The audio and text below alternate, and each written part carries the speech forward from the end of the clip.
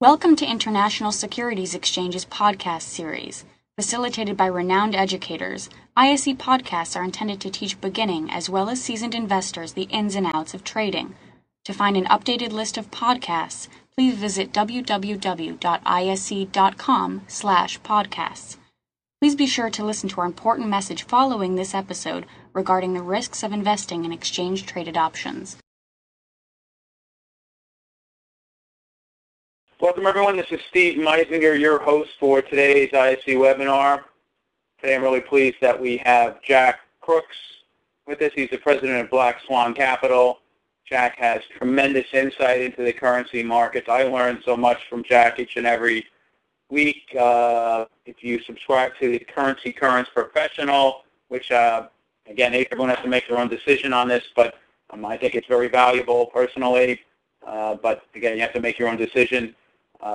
You can learn tremendous insights into the currency markets, and you could go to Black Swan Capital, blackswantrading.com, and learn more about the Currency Currents Professionals. But without further ado, I want to introduce Jack Crooks. Jack, thanks for joining us today. Really appreciate it. Thanks, Steve. Thanks for having me. Thanks for that nice introduction. Always appreciate it. You're welcome. Just going to talk today, and I wasn't quite sure really where to go with this subject, to be honest, this reserve diversification, this category. We could really get into a lot of nitty-gritty and do a lot of accounting stuff based on holdings of reserves across the various countries. I kind of took a little bit of a different tack, kind of make some general comments about just the general direction of reserves allocations, meaning just institutional or central banks holdings of currencies, and just a little bit on the trends. But want to move that into some of the areas of kind of really a global macro view and what will be the driver of this reserve diversification in the future. And I think most people, if you were to ask them, they would say that the U.S. dollar, of course, is in trouble. I just met a gentleman over the weekend, a very astute guy, and he found out that I was involved in the currency markets, and he says, don't you feel like everybody else feels that the U.S. dollar is going to go to zero?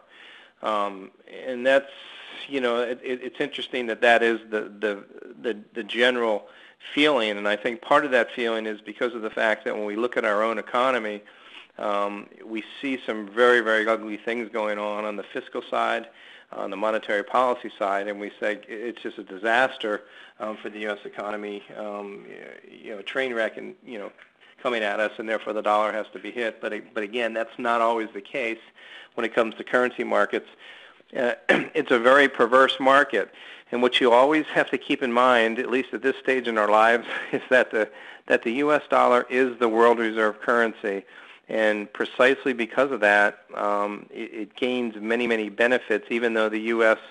Government, U.S. monetary policies have abused that responsibility in a big, big way over the last several years, many years, in fact, not just recent times. It's just recently it's been even worse than it has been in the past in terms of their abuse of monetary and fiscal policy. But the reality is the dollar will be here for a long time unless the monetary authorities, powers that be globally, get together and come up with some sweeping global monetary changes.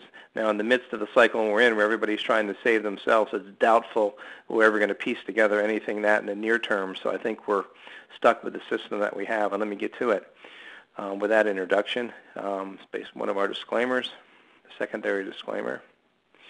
And as I said, let me just go through the rough key points here before I get into some of the global macro, and I'll try and get through this fairly quickly because it's a topic that can go a lot of different ways, and I just want to get your questions in case I didn't hit the mark on really what you were expecting in this webinar. But in terms of reserve diversifications, I guess this is what we consider the key points are. Number one, the dollar is still dominant, and I'll show you that from a chart standpoint, the percentage allocation of dollars relative to the other currencies. It's still clearly the global reserve currency by far, driving global trade. Dollar credit fuels all markets and asset markets globally. Number two, it's clear, and again, this is no surprise, a shift of power to the EM. EM stands for emerging markets. We're going to see the relative holding in the emerging market currencies increase. And that's generally going to start to squeeze out some of the lower valuations of these emerging market currencies. I have a chart in here showing how undervalued, in particular, the Asian bloc currencies are relative to the rest of the world.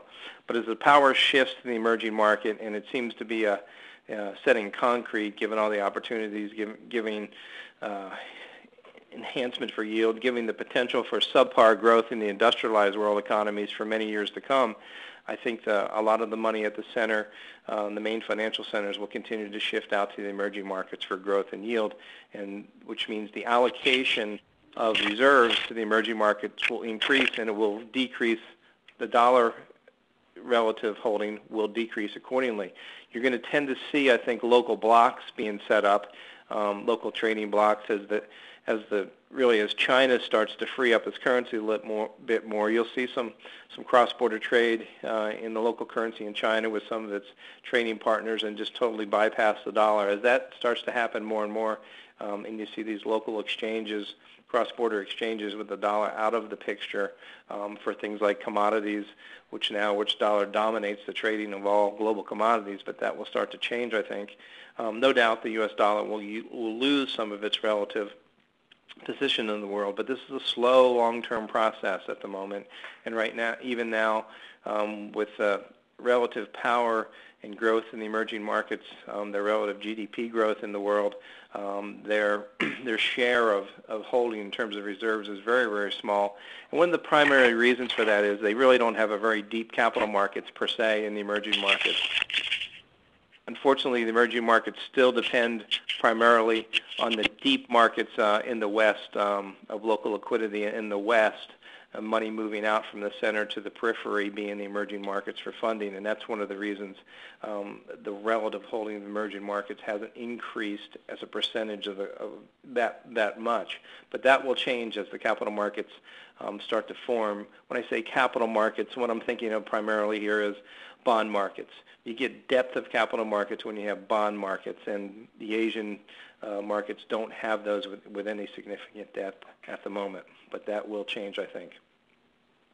As the shift to emerging market, generally I think you're going to see it support the commodity currencies.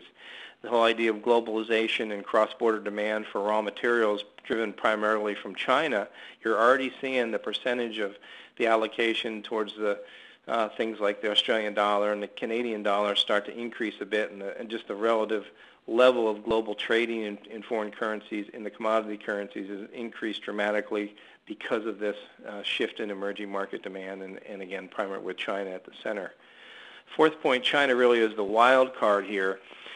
China could try and force its currency into the open market more. I think there's no doubt, in my mind, and I think others, that one day China wants to be the hegemon global power, taking over the position of the U.S. And to do that, of course, they're going to have a freely traded floating currency, assuming that's the system that's in place at the time China tries to take over that role. But at the moment, they're very, very far from that, and they still play the role as really exporter of choice, meaning they have not made that transition of a balanced global economy, and we're still relying on their export model. And precisely because of that, they haven't let their currency float, and they're continuing to suppress their currency. And in those terms, they aren't allowing. They're doing some experiments, finally letting some of their companies keep some money offshore. But up until just recently, most everything has to be funneled back into the People's Bank of China, so China can have complete control. That will likely slowly change. But the point is now that there's no reason at the moment for them to abandon the dollar. We hear these horror stories that, oh boy, China's reallocating reserves. They're running from the dollar. They're buying euro. They're buying Japanese yen. Well, they may be doing some of that at times, but there really is no place else for large capital to go, and we don't see that as a threat to the dollar's reserve status. And I'll get to that in just a second and show you some of the numbers. Thank you for listening to our podcast. To find more podcasts on options, stocks, alternative markets, and market data, please visit www.ise.com/podcasts.